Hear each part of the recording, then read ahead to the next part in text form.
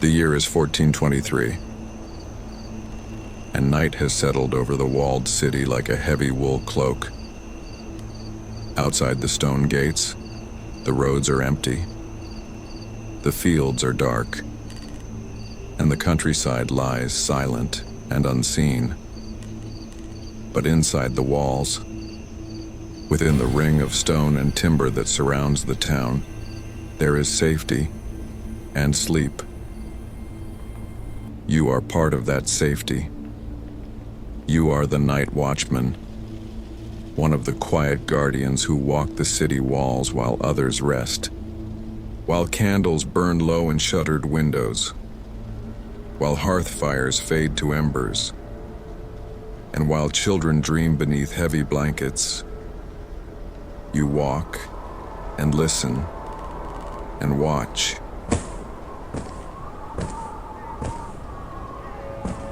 Your watch begins at the main gate, a massive arch of dressed stone set into the thick city wall. Above the gate, the timber gatehouse juts out slightly, supported by heavy corbels. Its wooden shutters are closed against the wind, but you can feel the weight of the structure above you. Protective, solid. The air tonight is cold. Not enough to freeze your breath into clouds, but enough to pinch your nose and ears.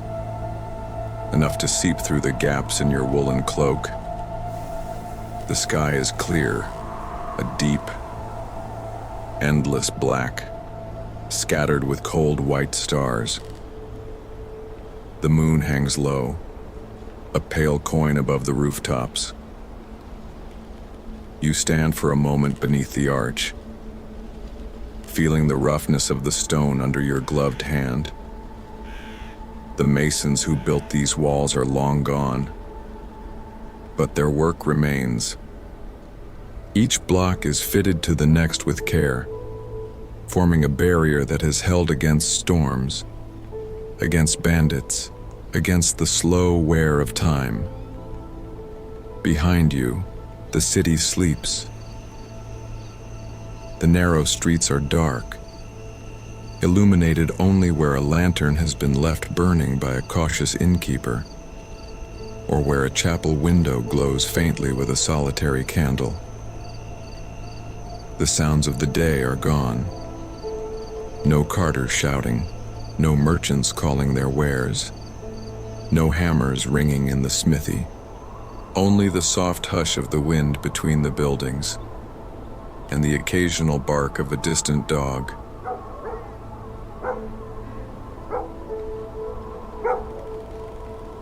You adjust the strap of your spear on your shoulder.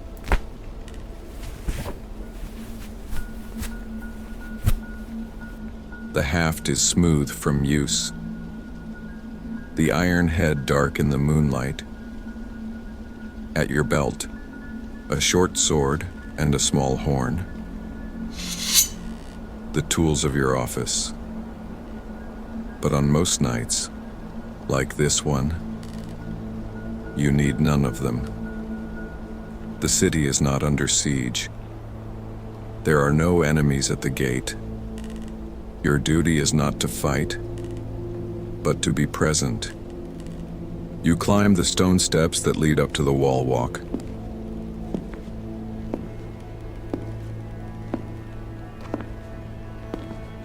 The stairs are worn in the center from countless feet, shallow dips that guide your boots. At the top, you emerge onto the narrow walkway that runs along the inside of the wall. A low stone parapet to your left, a timber railing to your right. Beyond the railing, the roofs and chimneys of the city fall away below you. You begin your patrol, walking slowly along the wall. Your boots make a soft, rhythmic sound on the stone.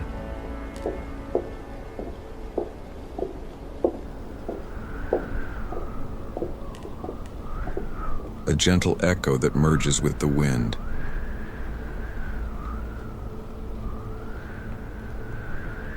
Ahead, the wall curves around the city, disappearing into shadow, dotted with the silhouettes of towers and turrets. At each tower, another watchman stands or sits, wrapped in cloak and patience. You pass one of them now. He nods as you approach, a simple tilt of the head in the lantern light. "All quiet?" you ask. Your voice is low, not wanting to disturb the sleeping town. "Aye," he replies. "All quiet? Wind from the north, no travelers, no trouble." You nod in return and continue on your way. The brief exchange is enough, a small reassurance that you are not alone in this vigil. The wall is long, but it is not empty. Together, you and the other watchmen form a circle of awareness around the city. You reach a gap in the parapet where a small tower rises. You step inside, ducking under the low stone arch. The tower interior is dim, lit only by a small oil lamp on a shelf. The air here is still smelling of stone and old smoke, and a trace of oiled leather. On a wooden bench, a cloak is folded neatly. There is a brazier in the corner. Cold tonight. No fire has been lit. Fire is watched carefully on the wall. A single ember lost in the wrong place could endanger the whole city. And so, you warm yourself by walking, not by flames. You cross the tower and step out the other side, emerging again into the open air. The wind greets you, brushing against your face, tugging lightly at the hem of your cloak. Far below, outside the walls, the fields stretch away into darkness. Here and there, a small point of light marks a farmhouse, a shepherd's hut, a solitary cottage. Beyond even that, the land becomes a shadowed blur, merging with the night sky at the horizon. Somewhere out there, roads lead to other towns, other cities, other walls. But for tonight, your world is bounded by the stones beneath your feet, and the people asleep within them. You pause at a crenellation, resting your hands on the cold stone. The parapet is not high, just enough to shield a man from arrows. But in the quiet of the night, it feels like the edge of the world.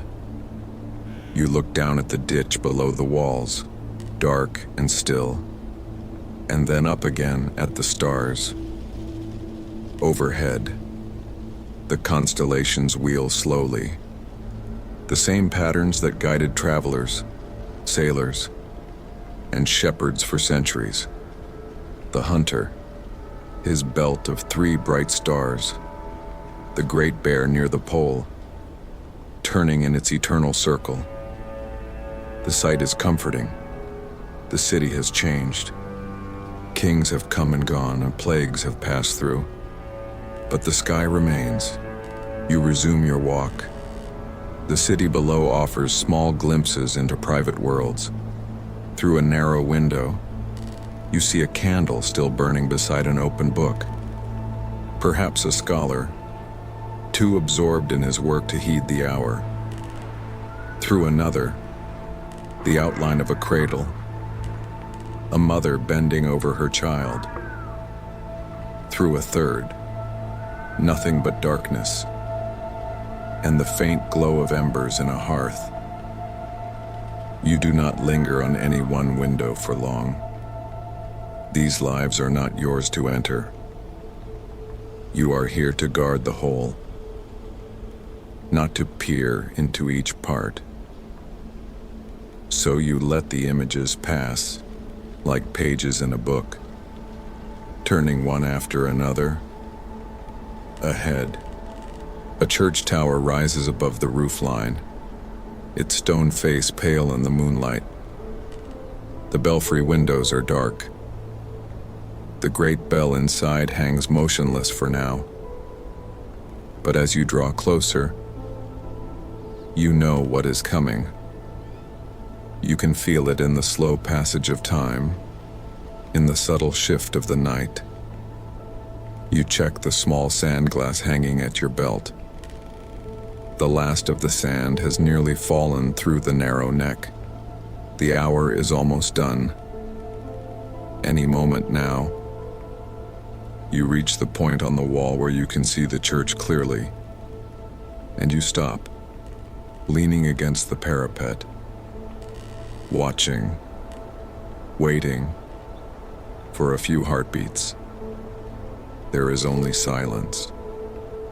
The wind drops, as if the world is holding its breath. Then, from within the tower, a low, resonant sound begins to emerge. The first stroke of the bell rolls out over the sleeping city, deep and full. It vibrates in your chest, in the stones under your feet. It carries over roofs and chimneys, through closed shutters, across narrow alleys, out beyond the walls to the fields. The second stroke follows. Out in the darkness, a dog barks once, then falls silent. The third, the bell counts the hours, slow and steady, marking the passage of the night. With each sound, you feel the city acknowledge it. Though most do not wake, the bell enters their dreams, reassuring them that time continues, that the order of the world holds. When the final stroke fades, the silence flows back in, even deeper than before. The wind resumes its soft movement, brushing past your ears. The moment has passed. The night continues.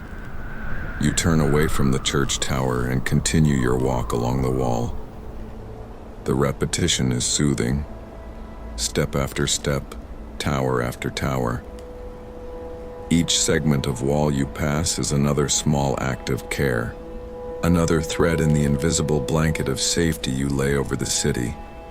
At the North Bastion, you meet another of the watch. He stands with his back to the parapet, arms folded under his cloak, looking out into the darkness. "All well?" you ask. He nods. "All well. A fox in the ditch earlier.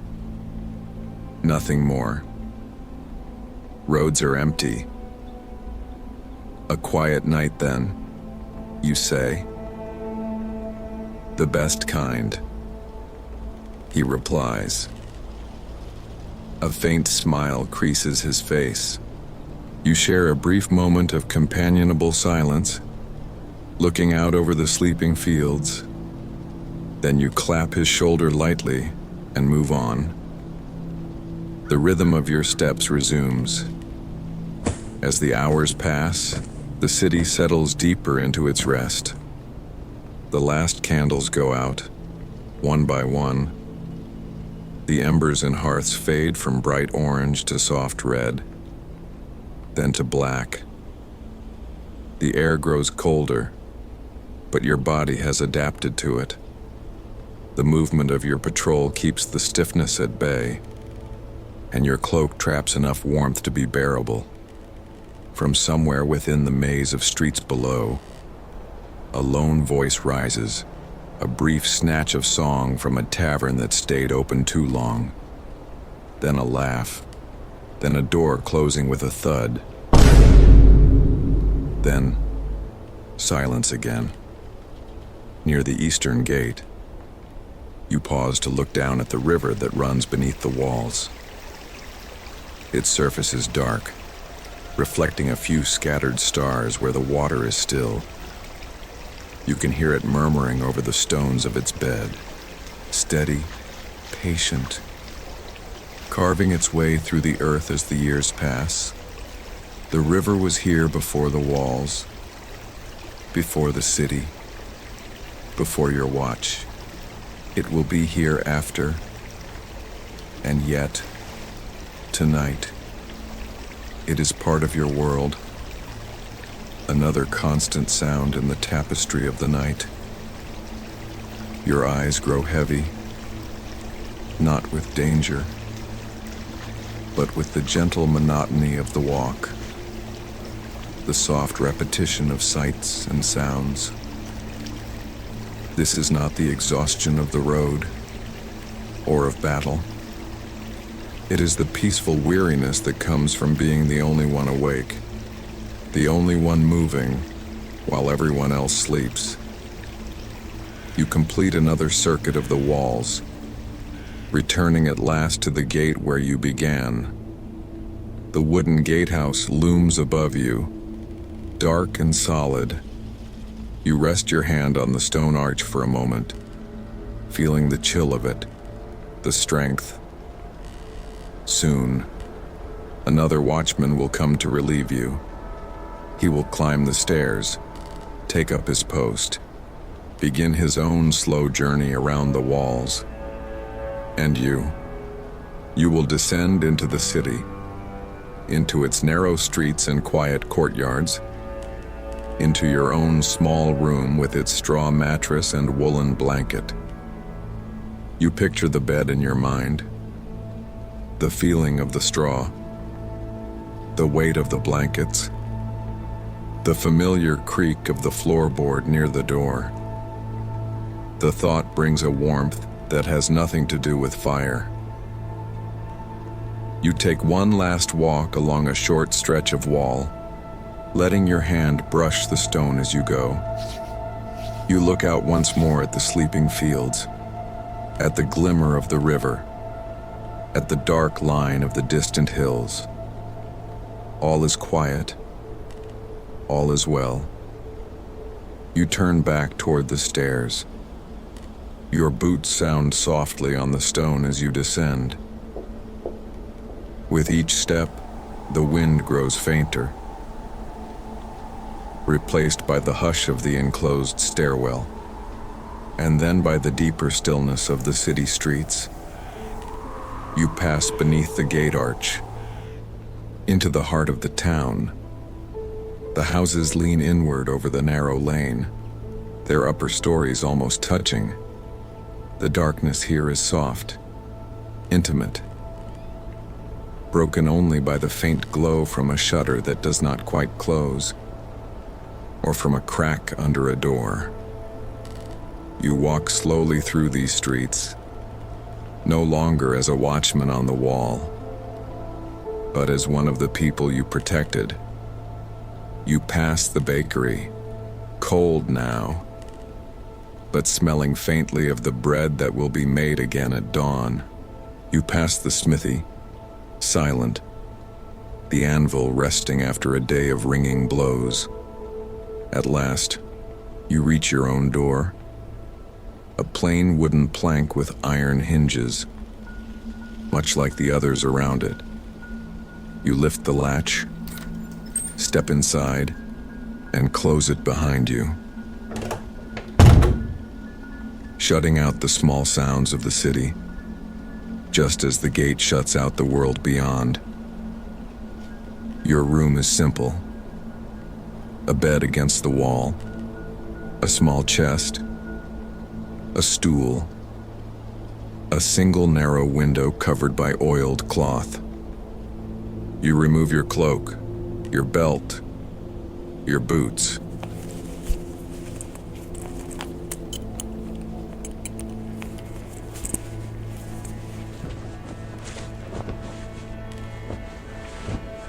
Each motion is slow, deliberate.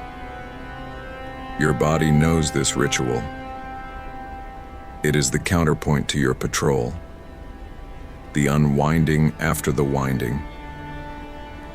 You lie down on the straw mattress, feeling it settle beneath your weight. The blanket is rough but warm. You pull it up to your chin. The straw rustles softly, a gentle whisper in the quiet. You close your eyes. Outside, beyond the walls, the world is wide and dark. But inside, within the ring of stone, the city rests, held in a circle of vigilance and care, held for a few more hours by you. You let that thought settle in your mind, like a stone in clear water. Then you let it go. The memory of the wind on the wall, the distant bell, the soft echo of your footsteps, all fade. They become part of the night, part of the deep, slow breathing of the city itself. Your own breath falls into that rhythm, in and out, steady, calm. The watch is over. Sleep now. Guardian of the walls, you have earned your rest. Good night.